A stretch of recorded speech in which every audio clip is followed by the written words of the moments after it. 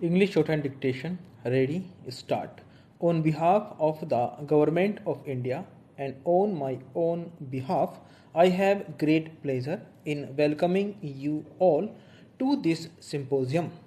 UNESCO has, since its inception, been organizing seminars, discussion groups, and symposia for the consideration of various problems that affect the relations of nations and countries and for the creation of better understanding through the exchange of knowledge and experience in many fields.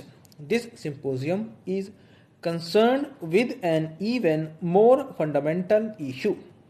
Today, philosophers of the East and the West have met to discuss the concept of man himself. Who can deny that this issue is the basic one of the modern age and on its satisfactory solution depends the future of man?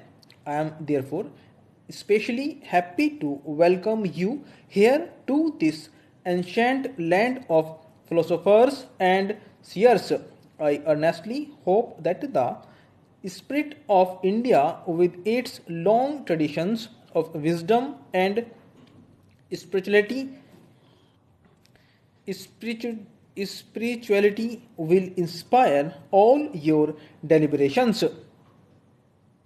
In the last 6,000 years or more, the human being has traveled over a vast region from his early beginnings in primitive society. This period has seen man overcome many hidden obstacles and meet the challenge of inanimate nature and the animate world. In spite of all the vicissitudes which man has had to face during this period, there has on the whole been continuous and steady progress in wresting from nature some of her greatest secrets. Well after well has been torn apart from the hidden face of nature, and secrets that are still unknown are yielding to his quest, while man's triumphant progress in unveiling the face of nature has been steady and continuous. Can we say with equal confidence that he has succeeded in unveiling the lineament of his own self? Can we say that after 6,000 years of quest of the real man today sees himself as he essentially is? I think you will agree that we have to make a sad confession in this matter. The mirror that man has fashioned reflects all aspects of the world but not his own inner self. We have to admit that man has not yet been able to form a clear picture of his own nature. The secrets of the universe are clearer to him than the secrets of the self. For some 3,000 years or more, philosophers have again and again asked what man is, whence he comes from. The basic issue before you is the consideration of this problem.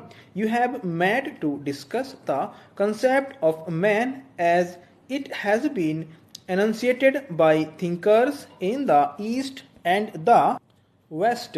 I would at the very beginning like to emphasize that in speaking of the East and the West, we are thinking only of certain special features in the thought of these regions.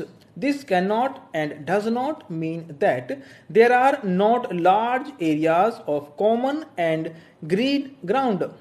Man all over the world has adopted common methods of reasoning and thought. The human reason in one and identical. Human feelings are largely similar. The human will operate more or less in the same manner in similar situations everywhere. It is therefore natural that the human way of looking at himself and the world is largely common in different parts of the world. Their attitudes towards the unknown mysteries of existence are also largely similar. The Greeks, who looked with admiration and awe upon the peaks of Olympus, shared the same feelings as the Indian who meditated in the valleys of the Himalayas and looked upon its eternal snow. In spite of large areas of agreement, human minds in different regions of the world have adopted a different approach to some of their common problems. Even where the approach has not been different, there has been a tendency to place a different emphasis on the different aspects of common problems and common solutions. No two situations are exactly alike. It was inevitable that people in different regions should pay greater attention to different aspects of common problems. It is on account of such differences in emphasis that we describe a particular mode of thought as characteristic of a particular nation or region. It is from this point of view that I will try to formulate what are the differences that characterize the East from the West. I think you will all agree that even where the solutions are similar in pattern and outline, there are differences in shade and color which justify us in calling some of the solutions Eastern and others Western. There are, as I have said, many points in common between the views of philosophers in the East and the West, but there is one distinction in emphasis between India, Greece, and China which strikes us from the very beginning of recorded history. In India, the emphasis of philosophy has, on the whole, been on the inner experience of man. Philosophers here have sought to understand man's inner nature and in this pursuit have gone beyond the regions of sense, intellect, and even reason. Stop.